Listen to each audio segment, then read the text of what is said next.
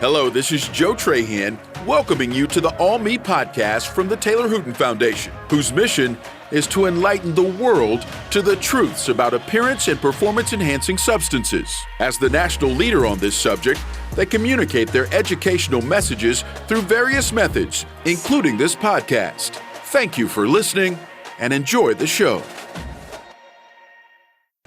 Hey everybody, welcome back to the show. My name is Brian Parker. I'm the Director of Education for the Taylor Hooton Foundation and also your host for today's episode. Today we are talking about bodybuilding.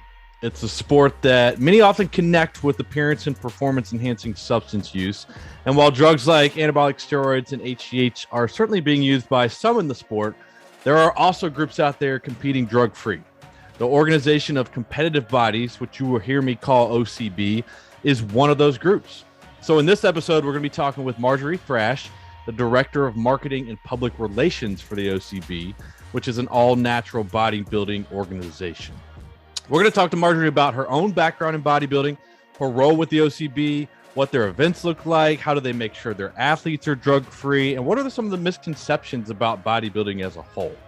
The OCB is a partner of the Taylor Hooton Foundation, so we're going to spend some time talking about how that partnership began and what it looks like through the synergy of our organizations, because the OCB connected us with 4 of our recent ALLME advisory board members. So we will discuss those role models, the importance of providing positive inspiration to others, and the satisfaction of achieving your goals the right way. Together, we are inspiring others to live and compete ALLME PED free. So let's get inspired and bring Marjorie into the show. All right, Marjorie, welcome to the show. How are you today? I'm doing great. Thanks for having me. Of course. Yeah, I'm excited for this conversation for a few different reasons. Number one, you and I haven't had a chance to get to know each other too much yet, so that's a good starting point for us. Number two, we've had a really cool partnership going on with the OCB, and I'm excited to let our listeners in on what that partnership is, but also kind of get some more information about who you are and what the organization is all about. So we're going to have a really good conversation about the role you play with the OCB, what it's all about, what your events are all about, what your mission is. At the end of the day, I think we'll change a few mindsets about the bodybuilding community as a whole as well. Does that sound all right to you? That sounds great. And we're eager to get the word out about the Taylor Hooton Foundation because many of our athletes, although they love natural bodybuilding, they're not aware of the need that there is to educate youth about, everything it is that you guys are doing. And we're passionate about it. So we want our athletes to know about all the great work you guys do. Well, thank you for the kind words. Number one, there is just so much synergy in, the mission and values that a lot of our groups share. And that's why I think this partnership is just beginning and just another reason that I'm excited to talk about all this. And so that's all stuff that I definitely want to get into as our conversation keeps flowing and learning more about the OCB and how it connects with what we do. But I'd be remiss if we didn't at least start by learning a little bit more about you. So you're the Director of Marketing and PR for the OCB, which as we'll dive into a little bit later, it's all natural bodybuilding organization, and we'll talk all about that. But let's start by getting to know a little bit more about your background, specifically when it comes to kind of your fitness journey, if that makes sense. So tell our listeners a little bit more about your background, how you got into fitness. I know you've done some bodybuilding yourself. So how did all that start? What does that all go back to? Sure. I was always active as a kid. Growing up, I played soccer and tennis, but I wouldn't say that I was a great athlete. I was okay, right. But I had fun. And so I did enjoy fitness. And when I got into college, I didn't really know, what I wanted to do. I wasn't really a great athlete where I was in competitive sports or anything like that. But I had a friend that I grew up with who we ended up going to college together, and we started working out together. And I enjoyed it. We would do fitness classes together. We would run together. We would swim together. And that's kind of how I found, what it was that I enjoyed about fitness, outside of the structure of being in a sport on a team, just the camaraderie and just having someone to work out with. And it was through that eventually I was taking fitness classes. I thought about becoming a fitness instructor, and then I finally did. I started teaching a class called Body Pump, which I loved, and I started to build up muscle. And eventually people started to notice, like, hey, your body's really changing. Like, what are you doing differently? And, it was embracing weightlifting and lifting heavy and enjoying that. And so eventually people, that were at my gym started to, suggest that I consider competing. But, well, I don't know if that's really me. I'm not really, the kind of person who likes to get on stage, and let alone in a suit and all of that. We already judge ourselves, in body image and all of that pretty harshly. Anyway, do I really need that? But, after a few years of people suggesting it and kind of seeing what it was about, I did jump into my first competition in 2013. I didn't have a coach, didn't really know what I was doing. And it was actually an untested show. I wasn't aware of different organizations.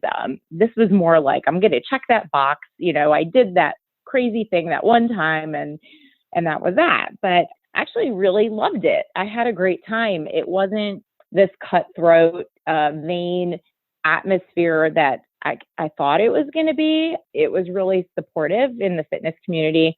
Although I did note that when I was in this first show, that there were people who were clearly not natural, and it was kind of, a different experience for me. I thought, well, that's I guess that's part of that, and I wasn't gonna get too serious about it. So, I just kind of chalked it up to like, okay, I guess that's just part of the atmosphere.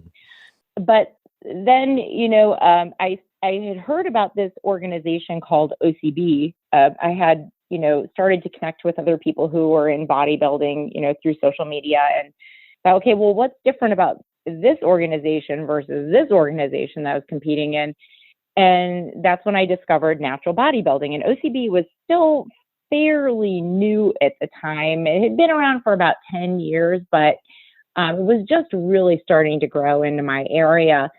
And so I thought, okay, well, you know what, maybe I'll just do one more show and see, what the difference is here. And I just had the most amazing time. The atmosphere was very different among the natural competitors. It was fun in a different way, but I did discover in that, as I did fairly well. I placed second in my class, and I realized, like if I really want to continue with this, I think I might. If I just worked a little bit harder, I could probably win. What would happen if I actually really focused on this? And that's exactly what happened. I jumped into my next OCB show.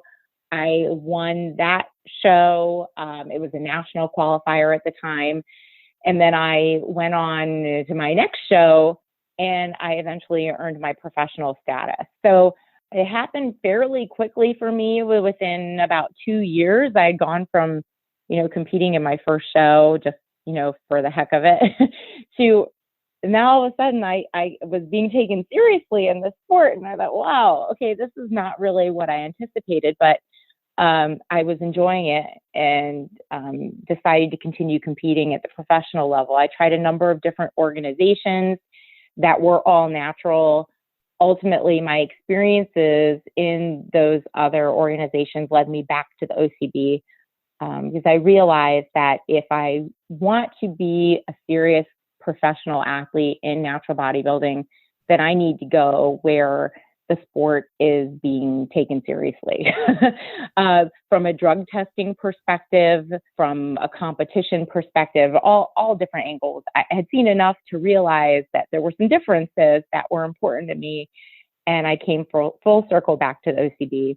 Eventually, I started judging, started promoting my own contests to give back to the sport, which I love, giving athletes that platform and educating them about the OCB and who we are and what we do. And then I started getting even more involved behind the scenes, and eventually was doing the marketing, and here I am today. I just finished promoting the Orton Cup, which is our top show. I never imagined I would be promoting that event, but sometimes I feel like Forrest Gump a little bit in this, and I kind of been blown around and things have happened, but they've all been amazing. And I love the organization. And so that's how I came to be where I am today. Yeah, that all makes sense. It's a great story. I listen to people's stories a lot doing these podcasts, and I always try to pull out things I can kind of learn from them and lessons or all that. Kind of as you're talking, what I'm thinking about is like, follow your passions, right? Because even in your story, you're like, oh, I'm pretty into fitness. I guess I'll try being a teacher. And then you really liked it. And you're like, oh, well, now like I'm being told maybe compete, maybe I'll try it. And now you're deep in it, right? So it's like, Yeah. sometimes those things that you really like, stay with it. Yeah. Some of it is, luck, and some of it is just being open to experiences. I attribute a lot to that. And my husband, who, I would say, I don't know if I can do that. I'd be like, why not? Go do it, So he would always kind of give me that extra push, but like, you can do this, just go do it. What's the worst thing that happens? Like, you never know unless you try. Yeah, and so, it probably seems scary, but then once, like anything else, once you're kind of in it, you're in it, and you can, it's easier to look back and say, what was I scared about? Sometimes that's how you get past regrets in life every now and then. Yeah, and that fear and uncertainty is part of what makes it so awesome, is that you're overcoming that hurdle of, you're going to be judged, but whatever happens, it just turns out to be this great experience. And I think most competitors in the sport fall in love with it for that reason. If you're really focused on improving yourself, you're proud of that. People who get too immersed in placement and, it's a different personality, and those people don't necessarily build the kind of lasting relationships and have that community around them that I feel like I've had, because it's been a different focus for me. Oh, sure. Yeah. And I'm sure you look back and you're so happy that you did it. And like I said, now you're deep in it. Not only, did you compete and all that, now you're working in it too. I told everybody that you're the director of marketing, PR. Give us a little more detail. Like what all does that entail for you at the OCB? Like if I'm you and it's just an average day working with OCB, what am I doing when I wake up? Oh gosh. Well, so we have a number of promoters across the country that are all promoting OCB events, and they're all passionate like I am. So some of it is recruiting new promoters, looking for athletes who truly have that authentic passion, not only for the sport, but believe in what we do as an organization, and finding those right people who are in it for the right reasons. Because we don't just want to select people just to host a show. I mean, if you're not really into our mission and believe in what we do on a daily basis, then you're not going to fit in here. Also, helping them get their shows going and helping with the social media aspects, getting the communications out there and sharing what it is that we do as an organization that's unique, so that somebody who is considering natural bodybuilding will know, what's the difference between this organization or this organization, or even deciding like, do I want to go compete over there where they don't test, and why do I care? Why should I make this choice to compete in natural bodybuilding versus untested? So really a lot of it is communicating what it is that we do and how we create a level playing field for competitors, making it fair, not just with the drug testing piece, but with the judging and the quality of the events that we put together to elevate the sport, so that people will want to make the choice to compete naturally, that there's a respectable place for them to go. Because we know that the contests that get the most attention and publicity, unfortunately, are the ones that are not drug tested. Mm-hmm. And so what we want to do is offer a viable alternative for competitors, so that it'll be an easier choice for them. They don't feel like that they're missing out on something, that there's an opportunity over here that's unique, and they can be part of a great community of people who are making the choice to do this naturally.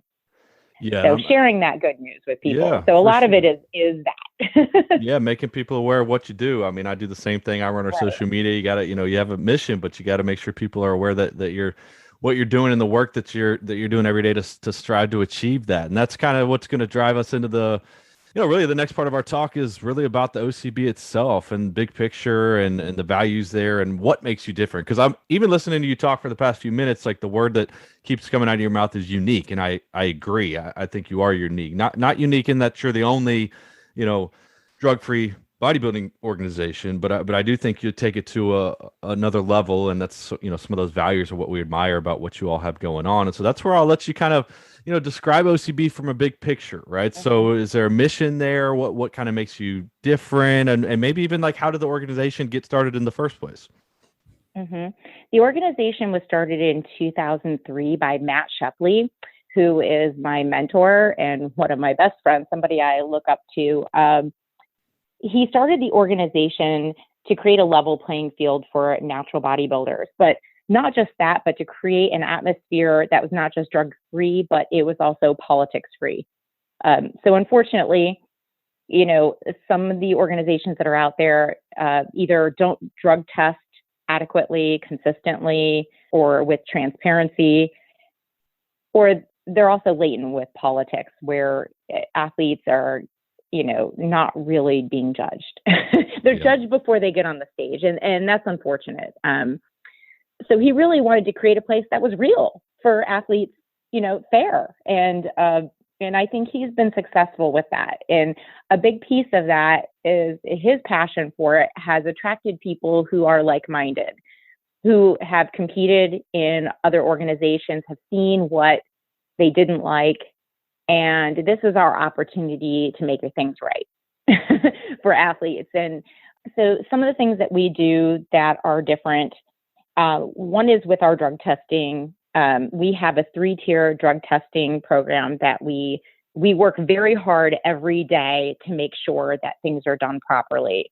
Even though our events are just on the weekends, we have a team behind the scenes that is making sure that things happen as they should. So at every contest, a drug testing kit is always sent to the promoter so that urinalysis samples can be taken of the winners. So there's a whole process of instructions and how that's done properly so that if there is something that's in question in the lab report, that we know that the sample was collected properly and there's no question about that.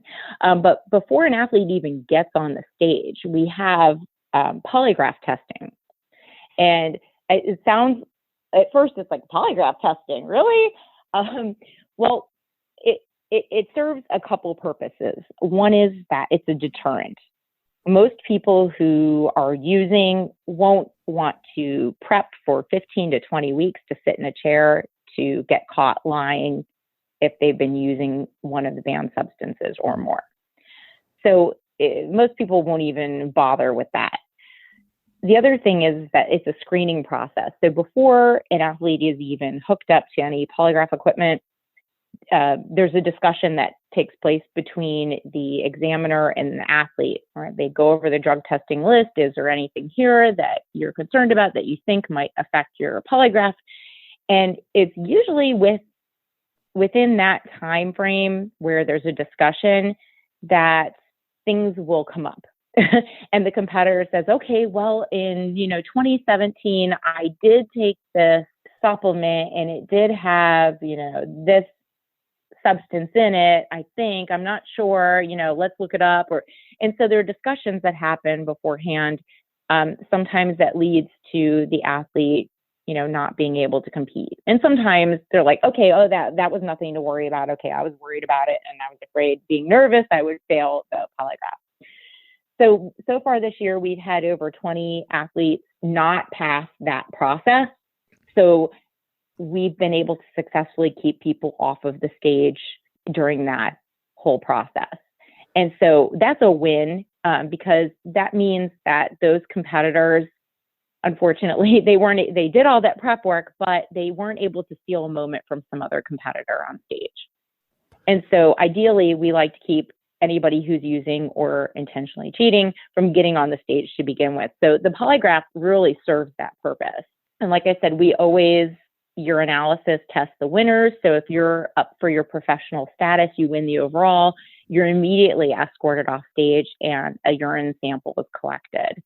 And that happens at every single OCB event across the country, even when we have 4 or 5 events happening in a weekend. They said our team is great with distributing those urinalysis kits. They just put it in the FedEx drop box and it goes off to the lab. And within a couple of weeks, athletes get their urinalysis lab results, which to me is really important. I competed, like I said, I competed in a number of organizations, and some of these organizations, they charge a fee for you to have the urinalysis test. In one organization in particular, I paid $100 3 times to be drug tested, and I never received a lab report. So that would leave one to believe that perhaps the drug testing wasn't happening and the money was just being collected. And whether or not that's true, I mean, I suspect it's what happened, but why not provide athletes with their lab report?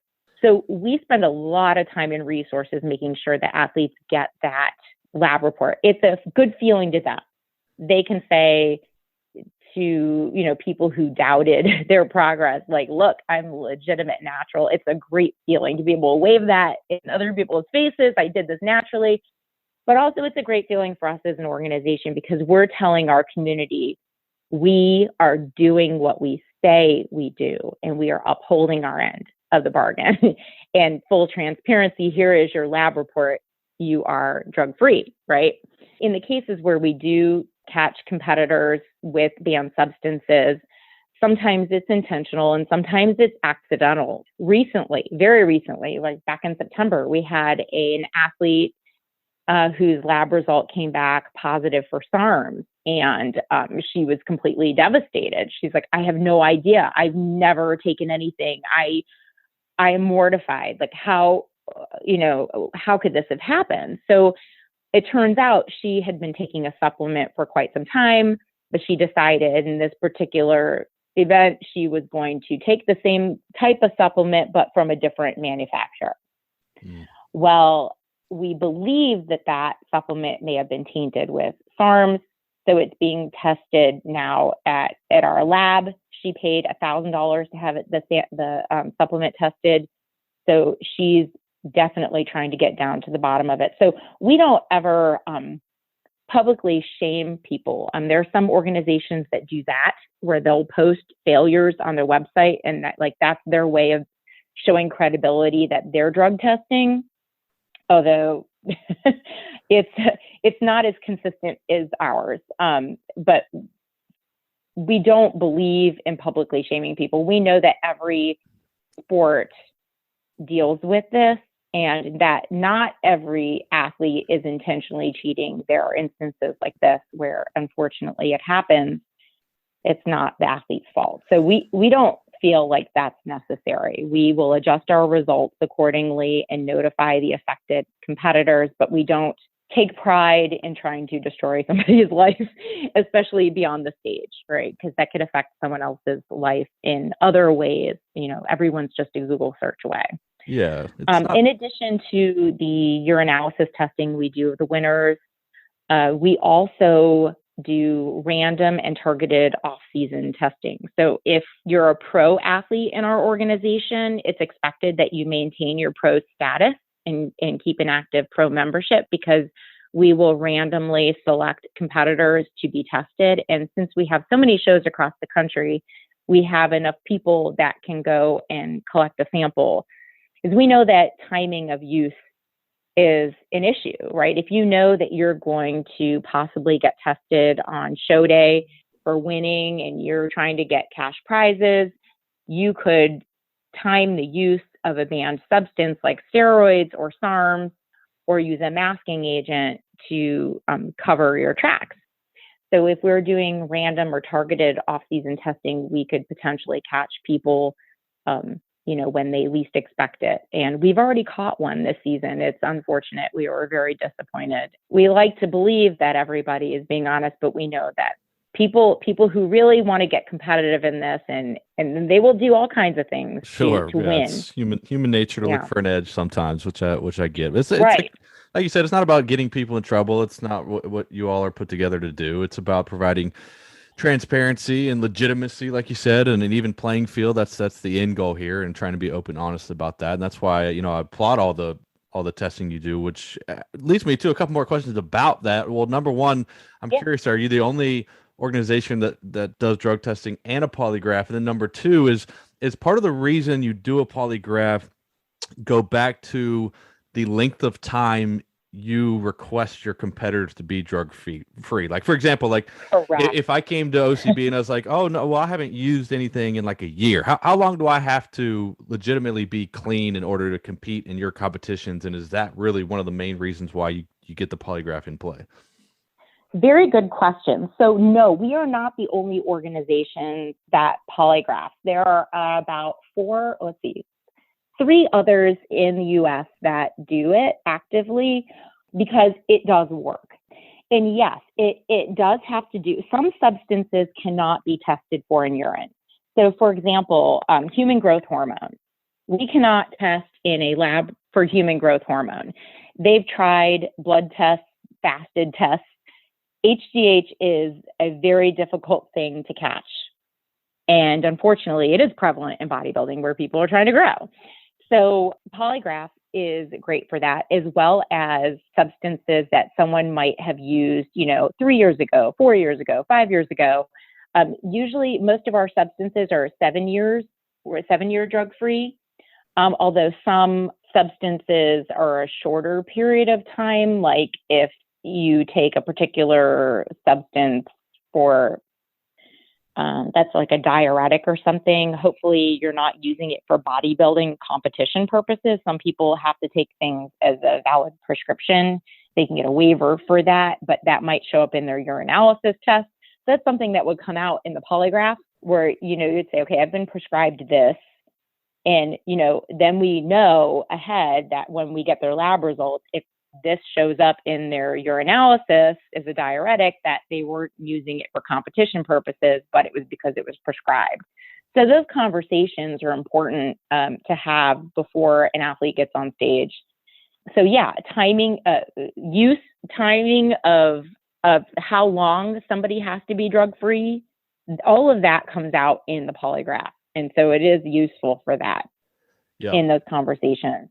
And then you had another question. So it was about the polygraph. Oh, no, that was it. And then how long they have to be clean to compete at OCB, which you said about 7 years, depending on what they're using. 7 years. So some organizations, they all say lifetime, but we do know that during the course of somebody's life, somebody might make a mistake.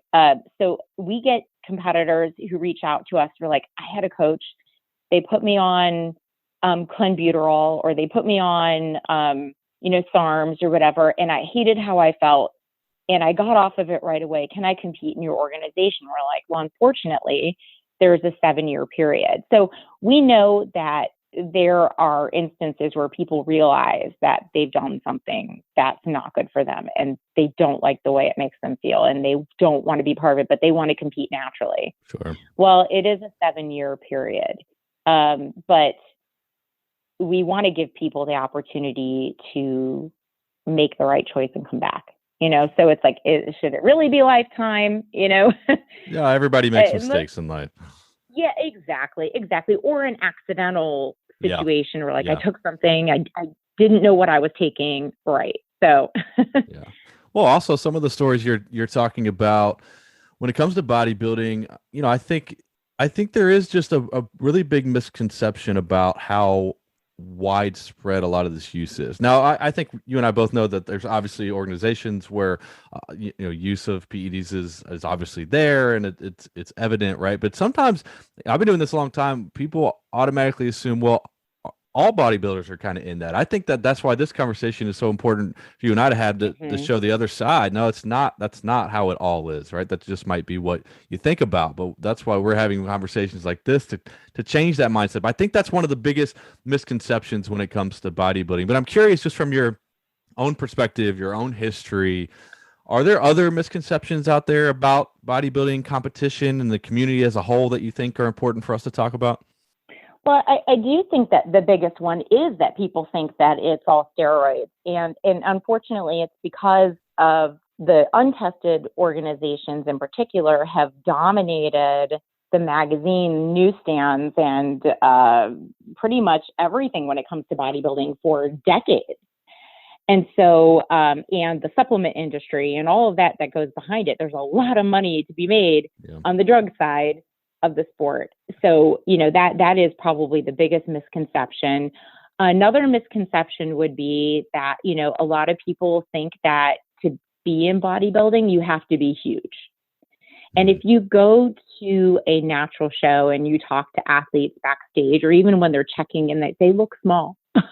Like natural people look small, but then when they get on stage and they're tan and they're posing, it's an illusion, and they just look huge. It's just being that lean. It just makes you look bigger if you're posing properly. When I won the Orton Cup in 2017, I probably weighed 103 pounds on stage day. Usually every day I'm about like 120. So I was really, really small. And I remember seeing people backstage. It's like, oh my gosh, you are so small, because you look bigger in your photos and when you're on stage, and it's that illusion. So natural people generally look smaller and so, if I tell them I'm a bodybuilder, they're like, really? Are you? Yeah. But in the untested side, people will look freaky. And so that's one of the big differences. People think that they have to be huge to do bodybuilding, and you don't. You don't have to be huge. Yeah, I think that makes sense. That's definitely a misconception I think people think about. And it also kind of leads me to something else that I'm kind of curious about. I would imagine a misconception is people don't realize how much goes into prepping for one of those shows or prepping for a competition, right? Like going from 120, 103 and everything that goes into leading up to that and learning, what the posing and so much. Like, tell us a little bit about what all goes into prepping for a bodybuilding show. I imagine nutrition comes into play a lot when it comes to that as well. Nutrition is like 80% of it. Yeah. And when you're a natural competitor, it takes a lot longer. And it takes a lot longer not only to build and to cut, but also to recover, because it takes a lot out of you to train all those months. And so the recovery from a hormonal level and everything else it takes time. It takes time. So a lot of people, when they're first starting out, it's learning, and you're always learning, but it's learning the posing and what the judges are looking for and all the basics of, what happens at a show. So that's all new and exciting and everything like that. And then once you get that feedback from the judges about what you need to build on, you take that information and then you're back in the lab, so to speak. You're back in the gym, and you should have an off season. You should take time off when you're not competing to grow. And so your nutrition is always important. If you're going to stick with this sport long term, you've got to be lifting heavy. You've got to be consistent. And the discipline has to be there. You have to be able to envision what it is that you want to look like the next time you get on stage and what you're going to improve, and visualizing that. And I think that's a big piece of it, is being able to picture, what it is that you want to bring the next time. But it does take time. It's not going to happen overnight. So if you're a natural competitor, you got to know, like, it may take you a long time to earn your professional status. It might take a long time once you get to the professional level to place at the professional level, because it's almost like starting all over again. Right. So, you have to just be consistent. And so it takes months of off season, sometimes a year or two. Some of the pro bodybuilders especially will take a longer period of time off, because it takes so much time naturally to put on muscle mass and to change your body composition. And you're sculpting. You're every time you're in the gym, you're training to create muscles in places where maybe you have weaknesses, and cutting down on areas where you might have overdevelopment, because you're trying to build the aesthetic physique. So, and you're not always sure what that's going to look like when you start cutting down and dropping the fat, which is a whole nother process, the cutting. So that takes a long time too, if you're doing it properly, because you don't want to cut your calories so drastically where you're losing muscle, because ideally you're trying to hang on to as much of that hard-earned muscle that you put on during the off season and drop the fat slowly while, still, and some people are still building at that time too. So it's going to be different from person to person. Some people have, really great metabolisms and it doesn't take, like for me, it takes me a long time to cut the fat down. And so I know that I need at least 15 plus months to really get into, 15 weeks, to cut down 15 weeks. And some people, it takes them less time, just depending on their bodies. And so a lot of it is really figuring out how your body responds to different training, and that you only figure out by doing this again and again, Yeah, makes sense. Well, as you're talking, I'm like, it's supposed to take a long time, right? Like we call this stuff hard work for a reason, right? Like we can even take this even beyond just bodybuilding, right? Like any kind of physical goal, it's going to take work. It's going to take time, right? And that's kind of why I think you see a lot of people end up taking shortcuts because it's quicker, it's easier, right? It's like, but what you got to get past is like, yeah, it's going to take a lot of work. It's going to take a lot of time to get there. But when you do it, that's really rewarding. That's what really feels good when you can look back and say, man, that was a grind, but I did that, right? And I did it on my own. So like, yeah, I know there's a ton that goes into it, but at the end of the day, when it's all said and done, that's what makes you feel good when you put all that in there, right? And so that's why I was curious what goes into that, because those events, they just take so much to lead up to, and then you get to there and that's the goal and you accomplish it. I know one of the big events you just had that I want to give you a chance to talk about really quick as well is the Yorton Cup, because you mentioned that a couple questions ago. You've got a ton of different events, obviously, but I know that's a big one for you all. So tell me a little bit more about that event and the backstory behind it, what the Yorton Cup is named after as well, because I know that's a cool story. Yeah, so the Yorton Cup is our big flagship event. Every organization has their big event that the professional athletes aspire to compete at, and this is ours. There's big cash prizes. Next year, we're awarding $54,000 in cash prizes to the winning pro athletes that grace the stage. So it is a big deal. And the event was started 15 years ago by Matt Shepley, who is the founder of the OCB. And it was named after Chet Yorton, who is known as the father of natural bodybuilding. And the event came about because he's always been a history buff. And so he wanted to find out, who was the first person to drug test a show, who first did this? And it was through his research that he discovered who Chet Yorton was, and he started to write about him, and then eventually, websites and photos and everything of Chet started to appear everywhere. But Matt was kind of the person who put him on the map, as a historical figure. So the event is basically a tribute to Chet, and Chet actually passed away at the end of 2020. He lived to be 81 years old. He lived a nice long life. He guest posed at the Yorton Cup a couple times, in his 70s. And I believe that he got up in front of, the podium and said, I've never taken a steroid my entire life. I wouldn't today either, something to that effect, So, but he really was the person who made natural bodybuilding what it is today, because that's where the division came about. Steroids started to really become prevalent in the 70s when Chet was competing. He was a Mr. Universe. He was a Mr. America. He won all kinds of shows. He even beat Arnold Schwarzenegger as a natural competitor. Chet was much older than Arnold, but he's one of the few people to have beaten Arnold. But Chet started to realize how the steroids were changing people in his gym. He went to a doctor and he learned more about it and what the side effects were. And that's when he realized, this wasn't good for the sport at all. And so he wanted to create a place where natural competitors could compete. And he hosted his first show.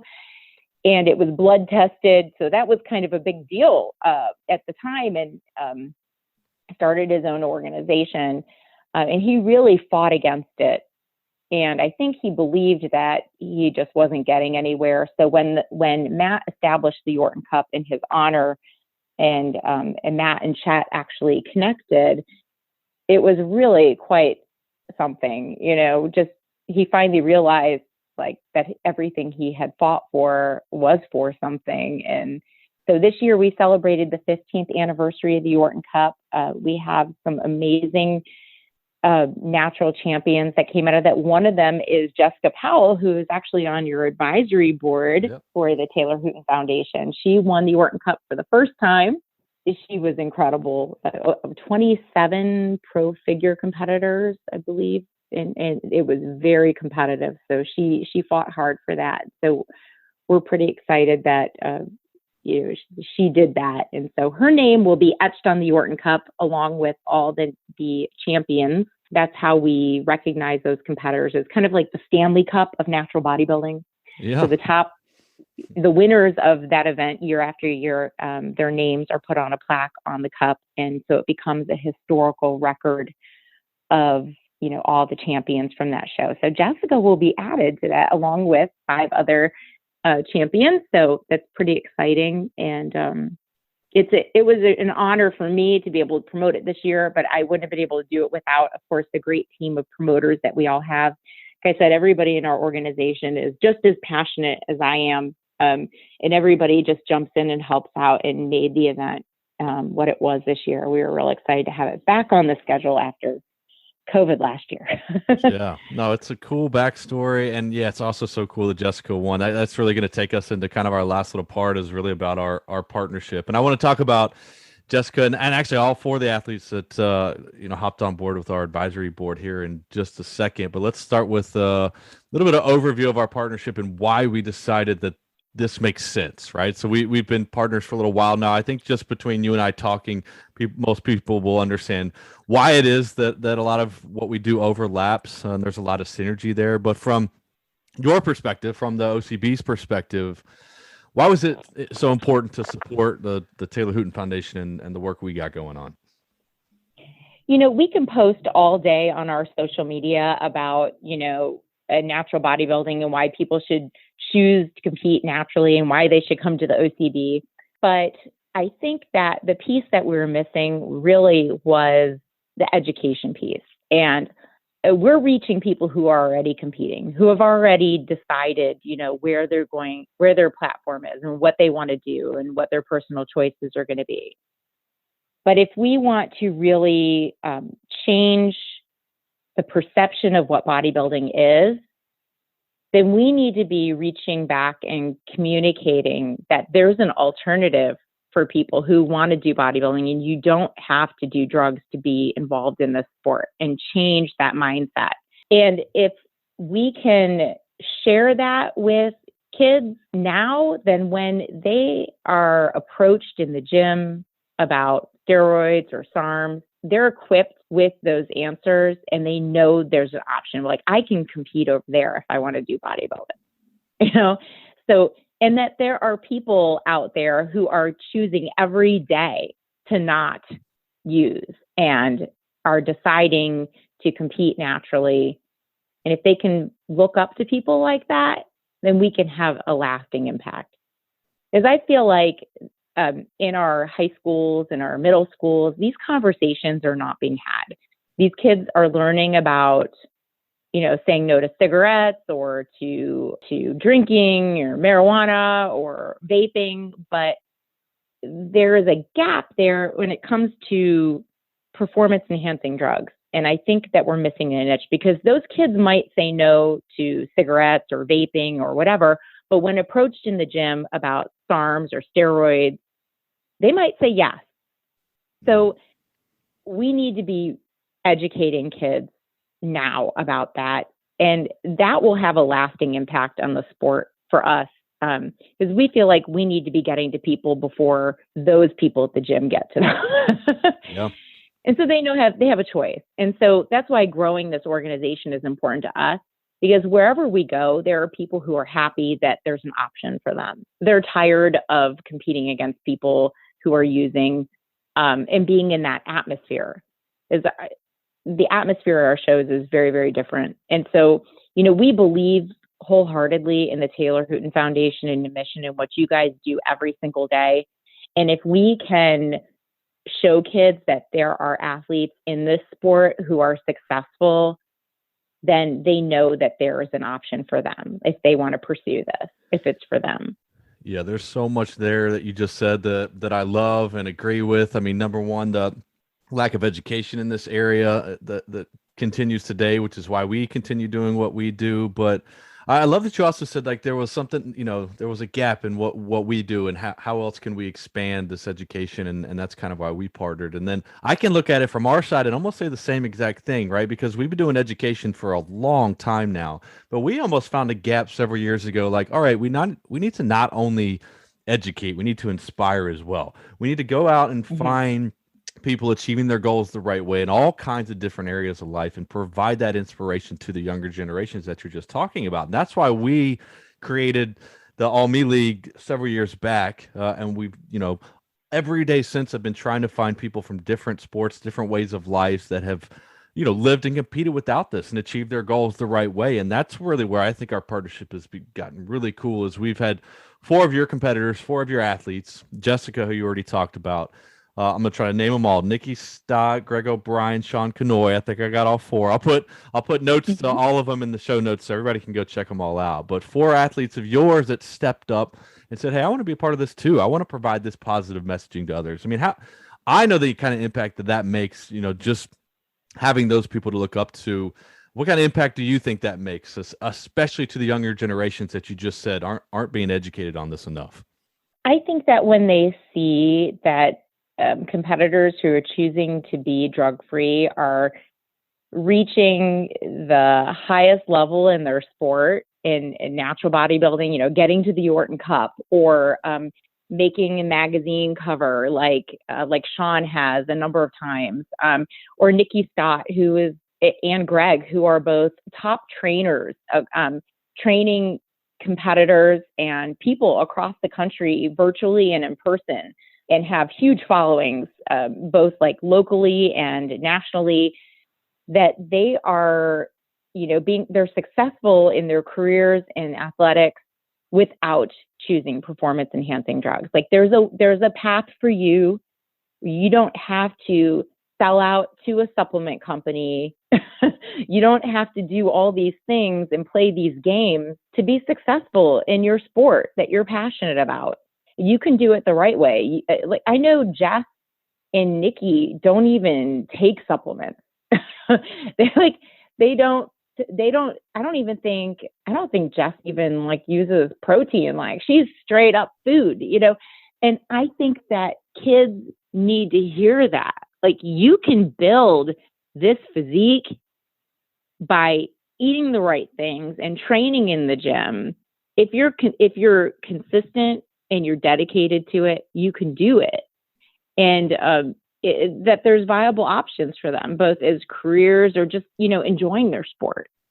You can enjoy the sport of bodybuilding without having to do steroids. Yeah. there's a place for you. Yeah. I think it's so needed, right? Because I mean, I've been doing this, what I do, for 10 years now, and I think it makes an impact. Don't get me wrong, but I also just think people that are out there and achieving these tremendous goals, I mean, just like Jessica just did, it can be able to say, like, look, I did this and I did it the right way. I think it can't be out there enough. It's just the kind of thing that I think we need to talk about more. And hopefully we continue to grow this through partnerships like yours and more people getting involved with the ALLME League. I'll put the link to that as well so you can see. We're talking about this is for athletes and professional athletes and bodybuilders. It's really not. The ALLME League is for anybody that wants to live and compete without this stuff. And so there's a way that anybody listening could take the pledge and be a part of this and be right alongside all the people that we're talking with right now, which I think is a really cool thing. And that's really, those actions are where I want to kind of wrap this up. Let's kind of take this conversation, make it practical here for a second. Let's say we have some people tuning in that are listening, decided that they want to compete, right? But they want to compete clean, right? Where do they get started? How do you recommend someone even getting into this? So if you go to ocbonline.com, our website, we actually have a whole section dedicated to getting started. And it outlines a lot of the basic things that most athletes have questions about. And so that would address a lot of the questions. There are also some books out there that are available. I know on our website, there's a link to Sean Sullivan's book. He's written a book, and one of the trainers that or coaches that's very involved in our organization. Tina Peratino has written a book about what to expect when competing, sort of like the pregnancy book, but a twist on that. So there are a number of resources out there for getting started, but we also have posing clinics and lists of qualified coaches on our website. You can reach out to a lot of people who do this work, both in person as well as virtually. I know Sean Canoy does a lot of virtual coaching. So does Nikki. Greg. I'm not sure if Greg does virtual, but he does a lot in his area in New Jersey, and Jessica does in North Carolina. But our website has all kinds of people that we know are familiar with OCB and what our guidelines are into our mission, and would be a great resource for anyone locally. But they can always contact us on social media at the official OCB page on Instagram or on Facebook, or click the contact us button on our website. We're always available to answer questions and help people, whatever their fitness level is. There's a place for everybody. So we have, for newbies who've never competed before, a lot of our shows offer a debut division for first timers. We even have a novice division, which is still for beginners, but you might have competed before, just never won. So that helps, as well as age brackets for people who, might be over 40 or 50, who want to compete at any age. There's a place for you here, and you can compete, on a level playing field according to your age, experience level, and so on. So that shouldn't be anything holding anybody back. Yeah, I think your website's a great place to start. I mean, I definitely follow on social media. I'll put all the links to that in the show notes. The website's OCB Online, but I'll put that link there as well. Definitely a lot of information there to help you get started. It might seem a little bit overwhelming, but like you said, yeah, there's places to start and ways to get into this the right way, which is actually my last question. I kind of want to flip the script and look at this from the other side of the coin, right? So we might, again, have people listening that are interested in bodybuilding, interested in getting into this. Like you said, it's quite possible that they might even feel tempted to use performance enhancing drugs to compete just because of those misconceptions, or maybe other organizations they see out there that, this stuff is being used. So for those listeners on that side of the coin, they may be tempted to that, or maybe, thinking they might be falling into that. What advice would you give to those people? My advice is to not be short-sighted. So I know people who have chosen to use, being immersed in bodybuilding, I know people who have used and not used, right? And some people who are living with the consequences of that. I know one person in particular cannot have children because of performance-enhancing substances that she took when she was younger, and not really thinking long-term and understanding what that meant for her. I know people who are struggling with health issues, liver issues, depression, skin issues, because steroids can cause a lot of acne, among other things. But, that's something, if it's outwardly visible, sometimes those are the things that will be, the things to persuade people not to. Whereas even though that's outward, they should be thinking about what it's doing to their insides too. But depression is a big piece. Depression and body dysmorphia, which steroids and any type of PEDs can lead to. And so you have to, I think it's really a good idea to read up on all the side effects of anything it is that you're considering taking, and not just talk to somebody at the gym or in the supplement store, but go to your doctor and ask. You definitely want to speak to people who know what they're talking about and don't have an agenda, whether it is to get you on stage or to buy their product or to get you hooked on something, because a lot of those things are addictive, just like any other drug. So research and in researching the right sources is really important before making those decisions. Well, we're happy to be one of those resources too. I mean, that's what we do every day is educate people on that kind of stuff. I mean, our website, taylorhooton.org, has all kinds of information on the side effects that you're talking about, how to have these difficult conversations. Because you're right. I mean, it just comes at a heavy cost, right? And it's never worth it in the long run, no matter what kind of short-term gain it may give you. You're never going to look back and think that was the right call, right? Like you said, at the end, it's going to feel a lot better when you put in that long work and achieve those goals the right way, which is, I know what all your athletes do and what you're striving to keep going. That's why we really believe in the work that you do, and pretty thrilled for where this partnership's going to take us in the long run. So before I let you go and fully wrap this thing up, I don't know if you've tuned into our podcast at all. We always try to lighten these things up at the end, because I know we're talking about some heavy stuff there towards the end, right? But I got a couple I know. I've listened to your podcast. I'm impressed. I got a couple just random questions off the wall I'm going to throw at you, see what sticks. All right. So here we go. The first one, I'm guilty of asking this one multiple times, and I'm going to tell you why. It's because I have these conversations with people that are so much more like disciplined with their fitness and stuff than I am. I try hard to, but it's, I fall trapped to some stuff every now and then. So I like to make people feel like I can relate to them on some level. So I'm going to ask you this. Maybe this is a better question back when you're competing, right? But let's say you're competing, big show, like you said, put so much nutrition and work into that, and then you're done and you get to go, you're free to have one big cheat meal, whatever it is that you can think of, no holds barred. What are you going for? What's the cheat meal of Marjorie's preference? A good burger is always good burger and fries. 2 patties, 7 pieces of bacon, just let it all loose. Right? Cheese. Cheese, definitely cheese on that burger. All right, that one works. I can understand that one. And then the last question I got, just because I mainly say this because I'm looking for recommendations for myself, because I'm running out of stuff to watch. So what's the last thing you watched on TV and why? Oh my gosh. So my son is 17 and he got me hooked on the Squid Game. I was worried you're going to say that. I haven't watched it yet, but I almost feel like I have to. Oh my gosh. Well, it's not something that I would have chosen to watch, but once I started watching, I couldn't stop. So yeah, no, you got to watch it. It's kind of grotesque though. So I just want to give you a heads up.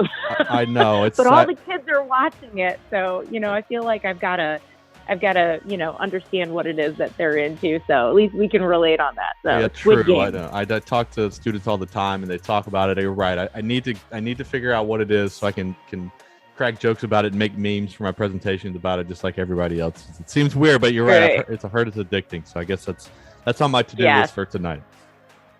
Yeah. Perfect. Well, it'll probably take you in tomorrow. So that's the problem. If I start it, I'm not going to get much sleep. So I got to pick and choose my battles. Right. All right. Well, it's on my list. It's also on my list to continue talking with you, continue to pump up the work y'all are doing. It really is awesome to know not only what you've started, but the values you keep in place. And we thank you for the support of what you do for us, for connecting us with the athletes, for the All-Me League. I think together we're providing a lot of positive messaging, but also inspiration, which I think is really important at the end of the day. So we thank you for that. Absolutely. Thank you for your time and for, collaborating with us. It's important for our athletes to know that we can give back, and in educating the next generation of competitors is really important to growing natural bodybuilding. And I think that we can do that. For sure. Any way we can help, you know where to find us. Thanks again for everything, Marjorie. We'll talk again soon. Thanks. Well, that's it for today's show. Thanks for listening to the All Me podcast from the Taylor Hooton Foundation, a nonprofit organization leading a national campaign to enlighten people to the truths about appearance and performance-enhancing substances and inspiring people to live and compete without the use of these substances. Please be sure to subscribe to our podcast and tune in to our next episode.